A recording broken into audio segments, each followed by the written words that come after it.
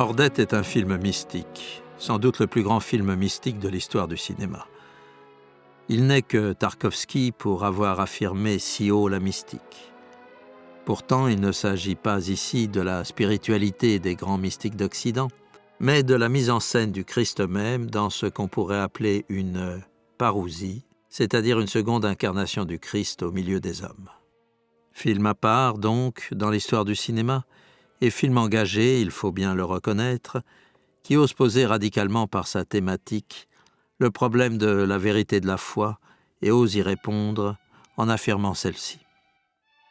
Depuis plus de 20 ans, Dreyer rêvait d'adapter Ordette, pièce écrite par le pasteur Kaj Munk pour le théâtre. Pièce qui avait déjà été adaptée au cinéma par Gustav Molander en 1943. Dreyer confiait dans une interview à la radio danoise le 27 septembre 1954, quelques semaines avant la sortie du film. Un soir, il y a 22 ans, j'assistais à la première de la pièce au théâtre. J'ai été frappé par cette pièce et par la manière audacieuse qu'avait Kaj Munk de poser les problèmes. Il s'est écoulé une vingtaine d'années avant que je m'y mette. J'ai vu alors les idées de Kaj Munk sous un autre jour. Car, entre-temps, n'est-ce pas, il s'était passé beaucoup de choses. La science nouvelle, à la suite de la théorie de la relativité d'Einstein, a apporté les preuves de l'existence, en dehors du monde à 3 dimensions qui est celui de nos sens, d'une 4e dimension, celle du temps, et d'une 5e, celle du psychisme. On a démontré, poursuit Dreyer, qu'il était possible de vivre des événements qui n'ont pas encore eu lieu. On voit maintenant sous un nouvel angle la figure de Johannes. Kaj Munk le soupçonnait déjà lorsqu'il écrivait la pièce en 1925. Et il donnait à entendre que le fou Johannes était peut-être plus proche de Dieu que les chrétiens qui l'entouraient.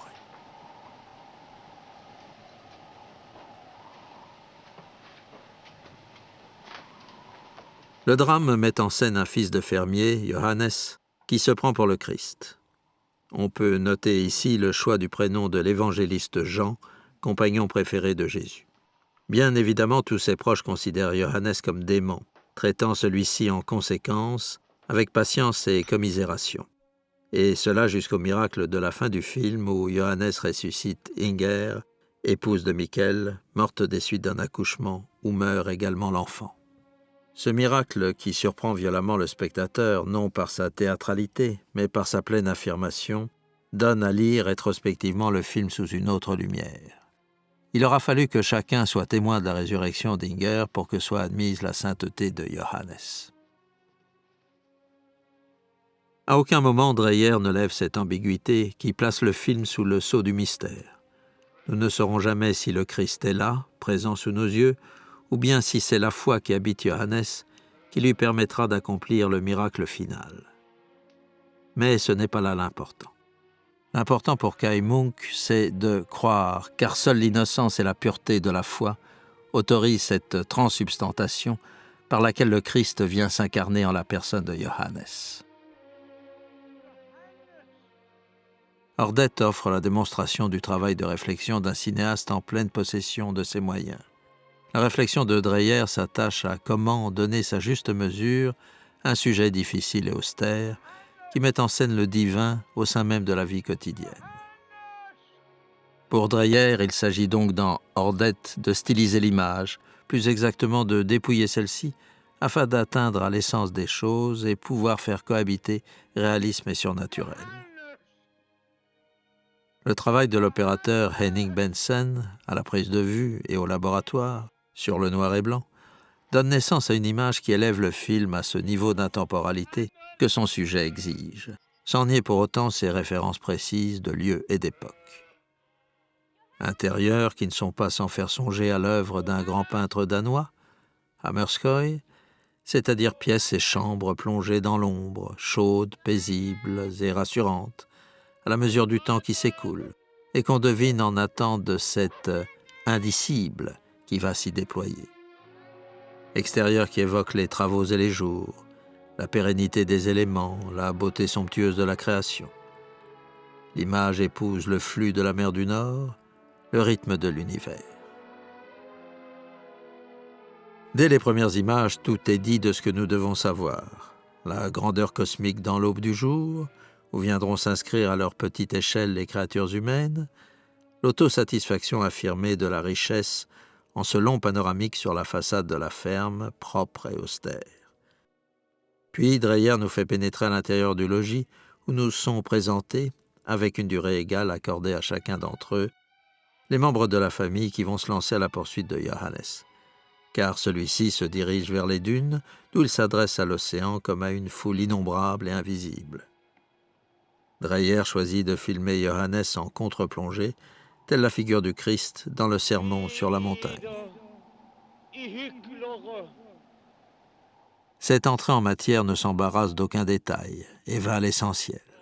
Johannes est bien l'épicentre du film, autour duquel tout s'organise et par rapport auquel chacun des personnages va se révéler.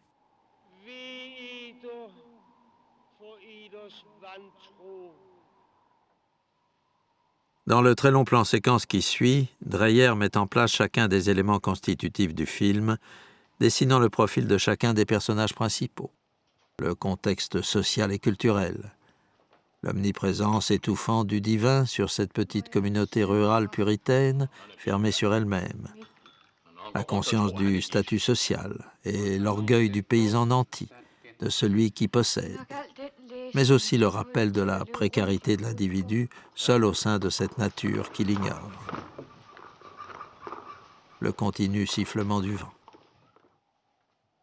Dreyer a choisi de rester neutre dans son approche des êtres et des choses, par respect de l'esprit de l'œuvre, choisissant à cet effet comme valeur presque constante du cadre le plan américain, large et serré, à la taille et aux genoux, refusant par là toute tentative d'approche psychologique des personnages, prêtant à ceux-ci un caractère d'archétype humain, pris à l'intérieur d'un drame dont ils sont les acteurs, mais qui les dépasse.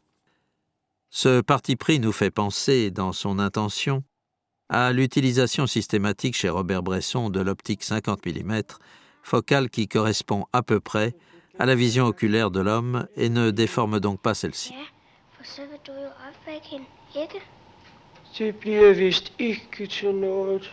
La caméra presque toujours en mouvement, celui-ci souvent travelling latéral ou circulaire, Dreyer les appelait gros plans coulants, mais mouvement si discret et si souple qu'il se fait à peine sentir, accompagne avec une infinie attention chaque entrée et sortie de champ des comédiens, à l'écoute de ce que ceux-ci ont à nous offrir. Dreyer nous dit « Je suis très heureux dans Ordette de pouvoir travailler avec des acteurs qui, eux-mêmes, découvrent au fur et à mesure le ton et le sentiment juste. Et bien entendu, c'est cela qui est l'idéal.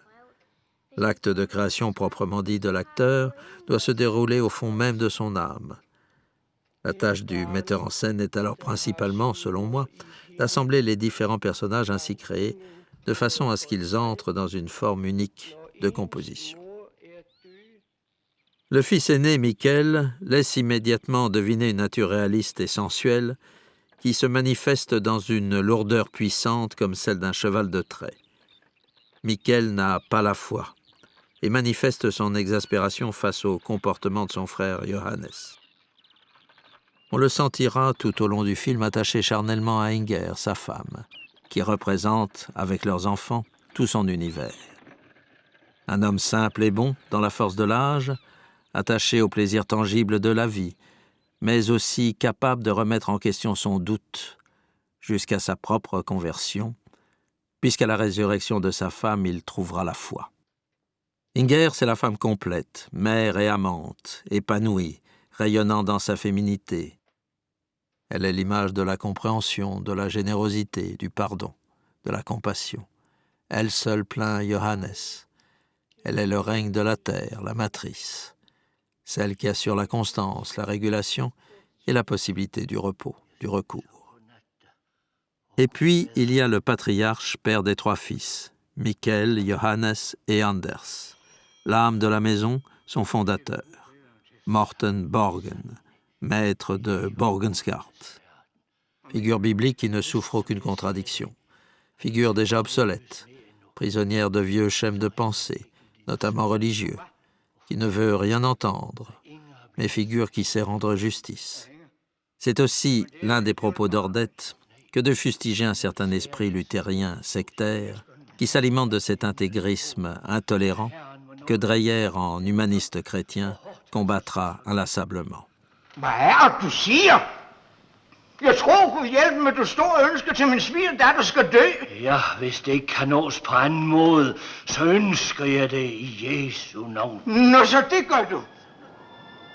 Ordette, et c'est là la problématique du film, est construit sur une dichotomie, un malentendu majeur.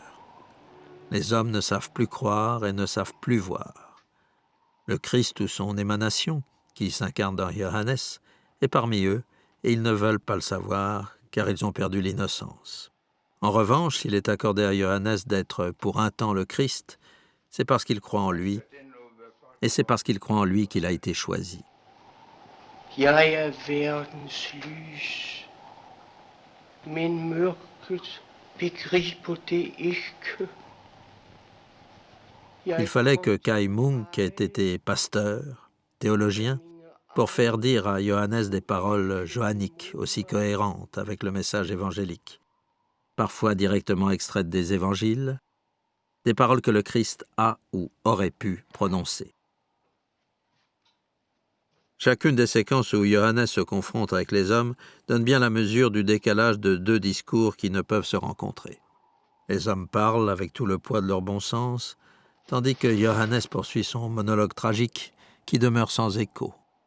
Son débit est lent, d'une infinie douceur dans son énonciation, décomposant sa phrase en une sorte d'incantation, proche parfois de l'hébétude, incantation qui s'engendre d'elle-même, ne semble jamais tenir compte de la question, bien qu'elle y réponde fort précisément, mais par parabole, tout comme le discours christique, pénétré de son exclusive vérité.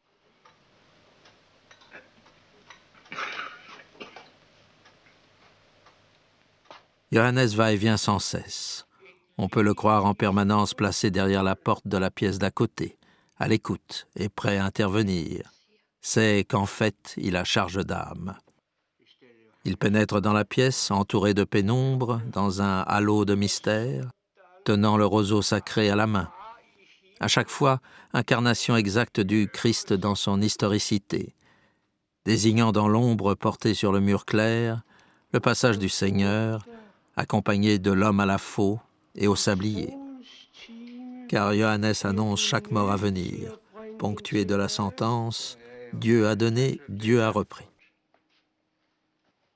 Puis Johannes repart comme il est venu, sans avertir, la tête inclinée, comme celle d'un malade mental au sortir de la transe extatique, physiquement et nerveusement épuisé par l'immense effort fourni. Les hommes ont quant à eux chacun une raison particulière d'être devenus tièdes, pour reprendre le mot de Johannes, dans leur foi, quand ils ne sont pas incroyants, fanatiques ou sceptiques. Jeg har håbet og håbet, at han skulle komme sig. Han kommer sig ikke. Hvorfor tror du ikke det? Der sker ikke mirakler mere. Dans cette honnêteté qui se veut scrupuleuse, Morten le patriarche sait qu'il s'est éloigné de Dieu. Mais le patriarche ne croit plus aux miracles, et c'est précisément pour cette raison que ceux-ci ne peuvent plus avoir lieu. Plongé dans un profond chagrin après l'annonce de la mort de l'enfant que portait Inger, il ne peut admettre et entendre les paroles terribles de Johannes. Quel malheur doit t'accabler pour que tu écoutes?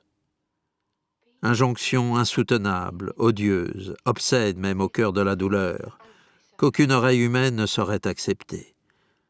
L'homme est ici aux prises avec sa peine, et la parole de Dieu ne lui est plus d'aucun secours. Et Morten chasse Johannes.